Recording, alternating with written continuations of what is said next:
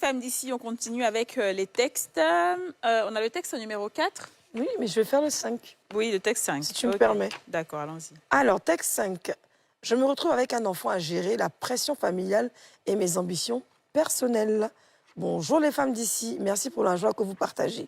Je suis une jeune fille de 27 ans, j'ai eu un enfant avec un homme qui a malheureusement fui quand mon fils avait 6 mois. Aujourd'hui, je me retrouve avec un enfant à gérer, la pression familiale et mes ambitions personnelles. Le souci est que je me sens incomprise et je n'arrive pas à trouver le juste milieu. Je me bats pour subvenir aux besoins de mon fils et assurer son avenir, mais en même temps, j'ai peur de laisser un vide dans sa vie. Il vit chez mes parents adoptifs. Je veux bien le récupérer pour le combler de tout l'amour que je n'ai pas eu et en même temps, j'ai envie qu'il grandisse dans un cadre familial. Je ne sais pas vraiment comment être en même temps présente financièrement, émotionnellement et aussi lui donner le cocon familial que je n'ai pas pu avoir. Je me débrouille et j'ai un salaire mensuel de plus de 100 000 francs CFA. Je suis aînée de famille et j'ai besoin de vos conseils. J'aime mon fils et je veux qu'il grandisse en ayant conscience de cet amour. Je me bats et je fais des sacrifices. Je me prive de beaucoup pour lui assurer un avenir meilleur. Et à cause de cela, j'ai perdu mes amis. On me traite d'avare. On me retrouve toute seule. Et je me retrouve. Et je me retrouve toute seule les soirs. C'est difficile, difficile, difficile, difficile, difficile, Wow. difficile, difficile, Pause. difficile. Pause. C'est pas facile. Hein. Alors, moi, je pense que être présent dans la vie de ton fils, tu peux être présente de différentes manières. Pour le fait de le laisser chez tes parents, c'est aussi une façon de lui montrer ton amour. C'est une façon qu'il soit dans un foyer en sécurité où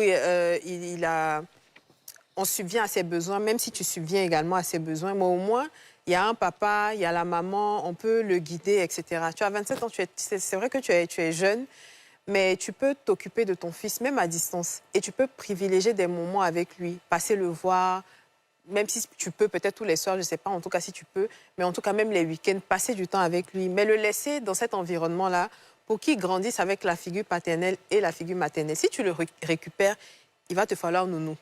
Parce que tu travailles, donc tu ne pourras pas t'en occuper. Il va te falloir une nounou. Ça va augmenter tes charges, alors que bon, le salaire que tu décris n'est pas aussi important que ça pour prendre une nounou et faire toutes les autres choses. Je vois une femme qui aime son enfant, qui veut se battre pour lui, en même temps réaliser ses rêves, etc.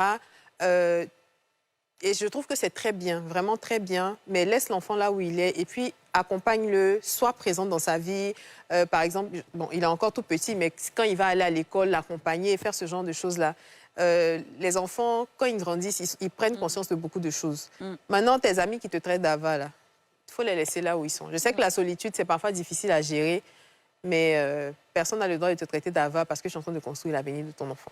Je suis totalement d'accord. Et puis ici, elle dit que le monsieur a fui quand son fils avait 6 mois. Donc peut-être qu'il a grandi. C'est ça. Peut-être qu'il a grandi maintenant. Donc moi, je vois aucun... Ce sont tes parents adoptifs. Ouais. C'est comme si ce sont tes parents, en fait, chez qui ils vivaient. Le plus important, c'est de parler avec son enfant. Je ne sais pas. Souvent, là, même si l'enfant ne parle pas, toi, il faut parler avec lui. Quand tu vas le voir, il faut lui dire, bébé, tu ne me vois pas toujours parce que je suis en train de travailler, ne t'inquiète pas, je serai là s'il y a quoi que ce soit. Et tout, si les grands que tu appelles au téléphone, on va te le passer. Mais surtout, il faut avoir des moments pour passer à la maison. Il faut qu'au moins tu te dises, les week-ends, je passe à la maison. Puisque toi-même, tu dis que il y a la solitude. Donc, les week-ends, il faut le faire à la maison avec ton enfant. Le week-end, sortez, allez vous promener, faites des photos, faites des choses, allez manger des glaces et tout ça, pour que l'enfant ne ressente pas et qu'il comprenne, en fait, ta situation. Parce que le plus important, c'est d'être présent. Peu importe la façon dont on est présent, mais être présent, les enfants, ils comprennent. Pour les amis et tout, franchement, pour moi, c'est même pas... C'est ça. Pour moi, c'est même pas nécessaire, en fait. Je ne sais même pas pourquoi on s'emmerde souvent avec des amis qui ne nous apprécient pas à notre juste valeur, qui nous rabaissent et tout ça. Non. Le plus important, là, c'est ton enfant. Et puis, ton épanouissement et ton travail. Il faut que tu arrives à faire en sorte d'avoir un travail qui va te donner encore plus d'argent au fur et à mesure, fais des activités, voilà.